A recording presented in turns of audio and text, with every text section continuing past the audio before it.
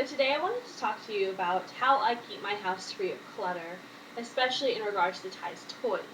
And if you can't tell, this is my living room, and this is all of it. That is one wall, that is the other, this is it, that's all there is to it. And I don't know how it works at your house, but if your child plays with all their toys throughout the day, it is a mess.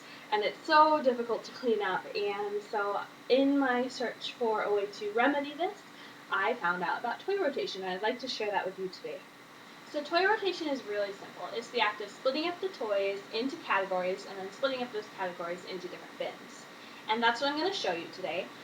Alright, so what you're going to need to do some toy rotation is bins for your various toys. I have 3 here.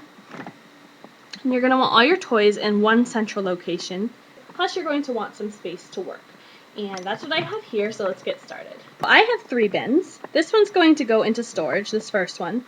The blue one's going to go up into his room, and the wicker basket's going to stay downstairs. We rotate our toys out every 2 weeks because he's younger, but older children can go longer without toy rotation. So for older children, maybe age 4 and up, 4 weeks or every month is good, but for younger kids, you're going to want to rotate more frequently since they have shorter attention spans.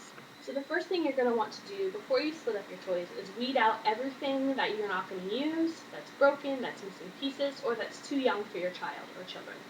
So get rid of those things. You don't need them in your house, you don't want them in your house, and they're not going to be missed. So get rid of those things and then split up your toys. There are 3 main categories, and let's jump right into what those are. Alright, so the first category is pretending things. These are dolls, stuffed animals, cars, fire stations, fake garages, kitchen stuff, fake hardware, anything like that that gets the imagination going are pretending toys. That's category 1. Category 2 are moving toys. These are things that get your body moving. They're instruments, balls, frisbees, anything that requires your body to move as a whole. And then the last one are the fine motor skills or thinking toys. These are puzzles, sorters, stackers, blocks, anything along those lines. Now I did add my own final category of electronics just because I didn't want to really split them up into these 3 main categories. But whether you do that or not is totally up to you. Alright, so the next thing you do is divide each of these categories equally between your 3 bins. The one that's going into my room is going to be the storage bin.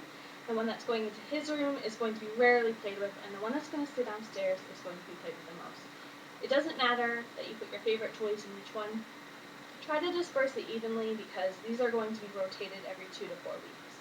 Another thing to think about is what are the favorite toys. If there's something your kid plays with every single day, leave that out. Do not rotate those toys. Those are favorites, those get left out, and just rotate the toys that they get bored of really easily.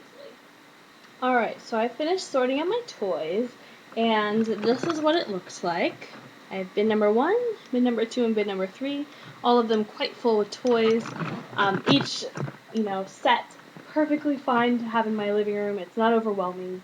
And what toy rotation does is, one, and obviously kind of the subject of this video, is reduce clutter, but in addition, it encourages independent and imaginative play. It reduces boredom.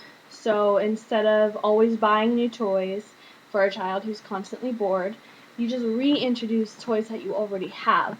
And every single time, as my friend says, it's like Christmas. So it feels like they're brand new every single time you introduce a new box of toys.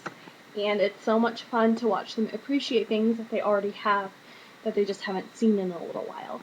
So those are the major benefits of toy rotation, and I've really, really liked it. And I have to say, over the past couple days, all my toys have been downstairs, and it has been overwhelming.